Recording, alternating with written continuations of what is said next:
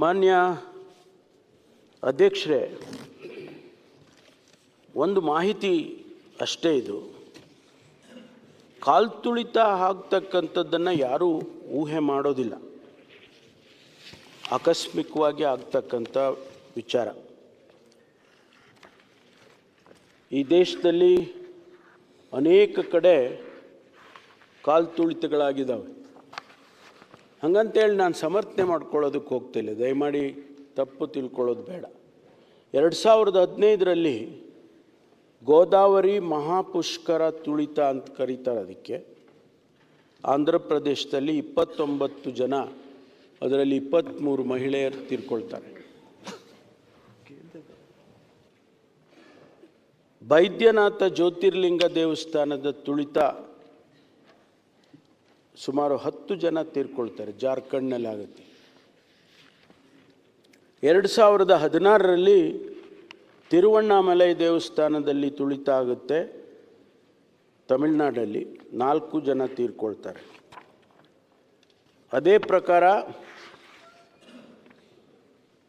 ಸುಮಾರು ವರ್ಷ ಕೂಡ ಎಲ್ಲ ಕಡೆನೂ ನಡೆದು ಹೋಗಿದೆ. ಕೆಲವು ಮಾತ್ರ ನಾನು ಪ್ರಸ್ತಾಪ ಮಾಡ್ತೇನೆ. ಮಹಾಕುಂಭಮೇಳ ಹರಿದ್ವಾರದಲ್ಲಿ 2021ರಲ್ಲಿ 6 ಜನ ಮೃತಪಡ್ತಾರೆ ಉತ್ತರಾಖಂಡದಲ್ಲಿ. 22ರಲ್ಲಿ ವೈಷ್ಣೋದೇವಿ ದೇವಸ್ಥಾನದಲ್ಲಿ ಸುಮಾರು 12 ಜನ ಮೃತಪಡ್ತಾರೆ. ಪೂರಿ ಗುಂಡಿಚಾ ದೇವಸ್ಥಾನ ಒಡಿಶಾದಲ್ಲಿ 22ರಲ್ಲಿ ಆಗುತ್ತೆ. ಪೂರಿಯಲ್ಲಿ 3 ಜನ ತೀರ್ಕೊಳ್ತಾರೆ. 23ರಲ್ಲಿ ಕೇರಳ ಸಂಗೀತೋತ್ಸವದ ತುಳಿತ ಆಗುತ್ತೆ, 4 ಜನ ವಿದ್ಯಾರ್ಥಿಗಳು ತೀರ್ಕೊಳ್ತಾರೆ. ಇಂದೋರ್ನಲ್ಲಿ ರಾಮನವಮಿ ದಿವಸ 36 ಜನ ತೀರ್ಕೊಳ್ತಾರೆ. ಅದೇ ಪ್ರಕಾರ ಹತ್ರಸ್ 24ರಲ್ಲಿ ಹತ್ರಸ್ ಅಂತಕ್ಕಂಥ ಜಾಗದಲ್ಲಿ ಉತ್ತರ ಪ್ರದೇಶದಲ್ಲಿ 121 ಜನ ಸಾಯ್ತಾರೆ. 121 ಜನ ಮಹಿಳೆಯರು ಮತ್ತು ಮಕ್ಕಳು ಹೆಚ್ಚು. ಅದೇ ಪ್ರಕಾರ 25ರಲ್ಲಿ ಮಾನ್ಯ ಸಭಾಪತಿಗಳೇ, ತಿರುಮಲ ಬೆಟ್ಟದಲ್ಲಿ ವೆಂಕಟೇಶ್ವರ ಸ್ವಾಮಿ ದೇವಸ್ಥಾನದ ಹತ್ತಿರ 6 ಜನ ತುಳಿತಕ್ಕೆ ಒಳಗಾಗಿ ಸಾಯ್ತಾರೆ. ಇತ್ತೀಚೆಗೆ ಜನವರಿ 29ರಲ್ಲಿ ಮಹಾಕುಂಭಮೇಳ ನಡೆಯುತ್ತೆ. ಇಡೀ ವಿಶ್ವ ಗಮನಿಸ್ತಕ್ಕಂಥ ಕುಂಭಮೇಳ ನಡೆಯುತ್ತೆ. ಭಾಳ ಜನ ನಮ್ಮ ರಾಜ್ಯದಿಂದನೂ ಕೂಡ ಭಾಗವಹಿಸಿದರು. ನಮ್ಮ ಉಪಮುಖ್ಯಮಂತ್ರಿಗಳು ಕೂಡ ಭಾಗವಹಿಸಿದರು. ಪ್ರಯಾಗ್ರಾಜ್ನಲ್ಲಿ 39 ಜನ ತೀರ್ಕೊಳ್ತಾರೆ. ನನಗೆ ಅಷ್ಟೆಲ್ಲ ಹೇಳಿದ ಮೇಲೆ ಬೆಂಗಳೂರಿನಲ್ಲಿ ಕರ್ನಾಟಕದಲ್ಲಿ ಆಗಿದೆಯಾ? ರಾಜ್ಕುಮಾರ್ ಅವರು ನಿಧನ ಆದಂಥ ಸಂದರ್ಭದಲ್ಲಿ 7 ಜನ ತೀರ್ಕೊಳ್ತಾರೆ. ಬೆಂಗಳೂರು ನಗರದ ಕಾರ್ಲ್ಟನ್ ಟವರ್ ಅಗ್ನಿ ಅವಘಡ ಆಗುತ್ತೆ, ಅದರಲ್ಲಿ ಸುಮಾರು 9 ಜನ ತೀರ್ಕೊಳ್ತಾರೆ. ಅದೇ ಪ್ರಕಾರ ವೀನಸ್ ಸರ್ಕಸ್ದು ಅವಘಡ ಆಗುತ್ತೆ ಬೆಂಗಳೂರಿನಲ್ಲಿ, 92 ಜನ ತೀರ್ಕೊಳ್ತಾರೆ. ಬೆಂಗಳೂರಿನಲ್ಲಿ ಗಂಗಾರಾಮ್ ಕಟ್ಟಡ ಕುಸಿತ ಅಂತೇಳಿ ಅದು ಭಾಳ ಪ್ರಖ್ಯಾತಿ ಆಗಿಬಿಟ್ಟಿತ್ತು.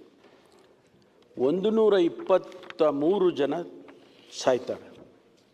ನಾನು ಯಾಕೆ ಇದನ್ನು ಹೇಳಿದೆ ಅಂದರೆ, ಇದು ಯಾವ ರೀತಿ ಆಕಸ್ಮಿಕವಾಗಿ ಈ ಘಟನೆಗಳು ನಡೆಯುತ್ತವೆ ಅನ್ನೋದಕ್ಕೆ ನಾನು ಇದನ್ನು ಪ್ರಸ್ತಾಪ ಮಾಡಿದೆ, ಬಿಟ್ಟರೆ ಬೇರೆ ಯಾವುದೇ ಕಾರಣ ನನಗಿಲ್ಲ.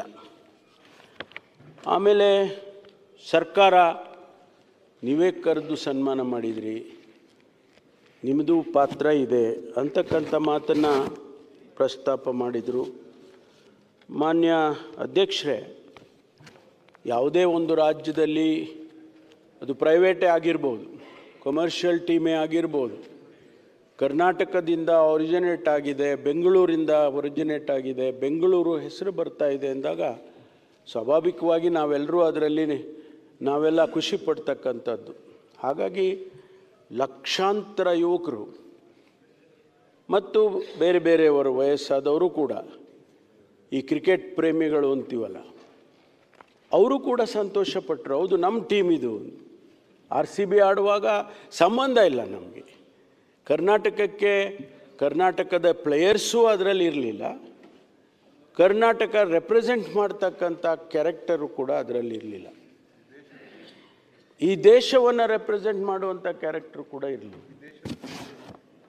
ಪ್ಲೇಯರ್ಸ್ ಎಲ್ಲ ಈ ದೇಶದವರು ಮತ್ತು ಹೊರದೇಶದವರು ಕೂಡ ಅವರು ಸೇಲ್ ಆಗಿಬಿಟ್ಟಿದ್ದಾರೆ. ಅವರು ಈ ಟೀಮಿಗೆ ಆಡುವಂಥದ್ದು. ಬೇರೆ ಬೇರೆ ಟೀಮ್ನಲ್ಲೂ ಹೊರದೇಶದವರು ಇದ್ದರು. ಹಾಗಾಗಿ ನಮ್ಮದು ಅಂತ ಏನಿಲ್ಲ, ಎಲ್ಲ ಒಂದು ಕಡೆ ಆ ಭಾವನೆ ಬಂದಿದೆ.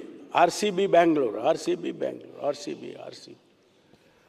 ಹಾಗಾಗಿ ಅದೇ ಪ್ರಕಾರ ಬೇರೆ ಬೇರೆ ಟೀಮು. ಗುಜರಾತ್ನಲ್ಲಿ ಯಾವ ಸಂಬಂಧ ಇದೆ? ಆ ಪ್ಲೇಯರ್ಸ್ಗಳು ಬೆಂಗಳೂರಿನವ್ರು ಹೋಗಿ ಗುಜರಾತ್ ಟೀಮಿಗೆ ಆಡ್ತಿದ್ರು, ಕರ್ನಾಟಕ ಪ್ಲೇಯರ್ಸ್ ಆಡಿದರು. ಬೇರೆ ಬೇರೆ ರಾಜ್ಯದವರು ಹೋಗಿ ಆಡಿದರು. ಗುಜರಾತು ಕೂಡ ಗೆದ್ದಿತು. ಗುಜರಾತ್ ಗೆದ್ದಂಥ ಸಂದರ್ಭದಲ್ಲಿ ಗುಜರಾತ್ ಸರ್ಕಾರನೂ ಸನ್ಮಾನ ಮಾಡ್ತು. ಇದರಲ್ಲಿ ಪ್ರಧಾನಮಂತ್ರಿಗಳು ಫೋಟೋ ಹಾಕಿದ್ದಾರೆ, ಮುಖ್ಯಮಂತ್ರಿಗಳೇ ಕಪ್ ಹಿಡ್ಕೊಂಡು ಸನ್ಮಾನ ಮಾಡಿದ್ದಾರೆ.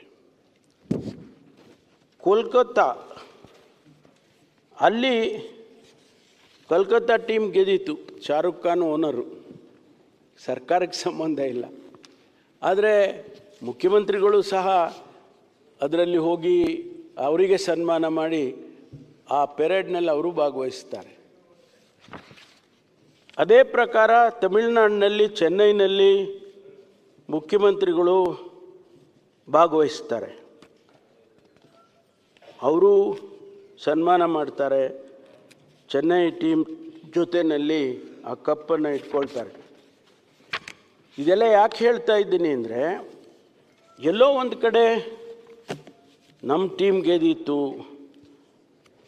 ನಮ್ಮ ರಾಜ್ಯದ ಯುವಕರಿಗೆ ಭಾಳ ಸಂತೋಷ ಆಗಿದೆ. ಈ ಸಂದರ್ಭದಲ್ಲಿ ನೋಡಿ, ಸ್ಟಾಲಿನ್ ಅವರು ಕಪ್ ಹಿಡ್ಕೊಂಡಿದ್ದಾರೆ, ಭಾಳ ದೊಡ್ಡದಾಗಿ ಅವರು ಕಪ್ ಹಿಡ್ಕೊಂಡಿದ್ದಾರೆ.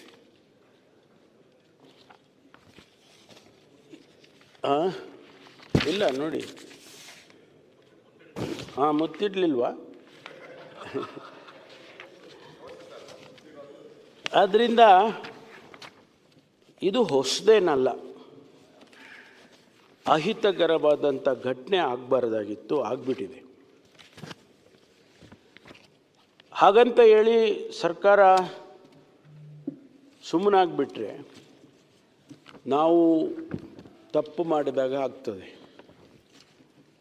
ನಾವು ಏನು ಮಾಡಿದೋ ಅಂತ ಹೇಳಿದರೆ, ಇದರಲ್ಲಿ ಪಾತ್ರಧಾರಿಗಳು ನಾನು ಹೇಳಿದಾಗೆ RCB, DNA, KSCA, ಅದರ ಜೊತೆಯಲ್ಲಿ ನಮ್ಮ ಅಧಿಕಾರಿಗಳು ಕೂಡ ತಪ್ಪು ಮಾಡಿದ್ದಾರೆ ಅಂತಕ್ಕಂಥದ್ದು. ನಮ್ಮ ಪೊಲೀಸ್ ಅಧಿಕಾರಿಗಳು ತಪ್ಪು ಮಾಡಿದರು, ಅವರು ಕೂಡ ಎಲ್ಲೋ ಒಂದು ಲ್ಯಾಪ್ಸ್ ಆಯಿತು, ಅವರು ಇದಕ್ಕೆ ಕಾರಣೀಭೂತರು ಅಂತೇಳಿ ನಾವು ಅವ್ರ ಮೇಲೆ ಕೂಡ ಕ್ರಮ ತಗೊಂಡ್ವಿ. ಸುಮಾರು 5 ಜನ ಹಿರಿಯ ಅಧಿಕಾರಿಗಳನ್ನು ಸಸ್ಪೆಂಡ್ ಮಾಡಿ ಅವರಿಗೆ ಬಹುಶಃ ರೀಇನ್ಸ್ಟೇಟ್ ಮಾಡಿದ್ದೇವೆ ಈಗ. ಆದರೆ ಡಿಪಾರ್ಟ್ಮೆಂಟಲ್ ಎನ್ಕ್ವೈರಿ ಕಂಟಿನ್ಯೂ ಆಗ್ತಾ ಇದೆ, COD ಎನ್ಕ್ವೈರಿ ಕಂಟಿನ್ಯೂ ಆಗ್ತಾ ಇದೆ, ಆ ಕ್ರಮಗಳು ಮುಂದುವರಿತಾ ಇದ್ದಾವೆ. ಮಾನ್ಯ ಅಧ್ಯಕ್ಷರೇ, ಇದೆಲ್ಲ ಆದಮೇಲೆ ರಾಜಕೀಯ ಕಾರ್ಯದರ್ಶಿಗಳು ಮಾನ್ಯ ಗೋವಿಂದರಾಜ್ ಅಂತಕ್ಕಂಥವರು ಮುಖ್ಯಮಂತ್ರಿಗಳು, ಅವರನ್ನು ಕೂಡ ಅವರ ಹುದ್ದೆಯಿಂದ ತೆಗೆದುಹಾಕುವಂಥ ಕೆಲಸವನ್ನು ಕೂಡ ಮಾನ್ಯ ಮುಖ್ಯಮಂತ್ರಿಗಳು ಮಾಡ್ತಾರೆ. ಹಾಗಾಗಿ ಈ ಕ್ರಮಗಳೇನು ತಗೊಂಡಿದೆ ಸರ್ಕಾರ, ಇದು ಎಲ್ಲೋ ಒಂದು ಕಡೆ ತಪ್ಪು ಮಾಡಿದವರಿಗೆ ಅಥವಾ ಲ್ಯಾಪ್ಸಸ್ ಇರೋ ಕಡೆ ಕ್ರಮ ಆಗಿದೆ ಅನ್ನುವಂಥ ಸಂದೇಶ ಹೋಗಬೇಕು ಅಂತೇಳಿ ಈ ಕೆಲಸಗಳನ್ನು ನಾವು ಮಾಡಿದ್ದೇವೆ ಅಂಥೇಳಿ ನಾನು ಸದನಕ್ಕೆ ಒಪ್ಪಿಸ್ತಾ ಇದ್ದೇನೆ.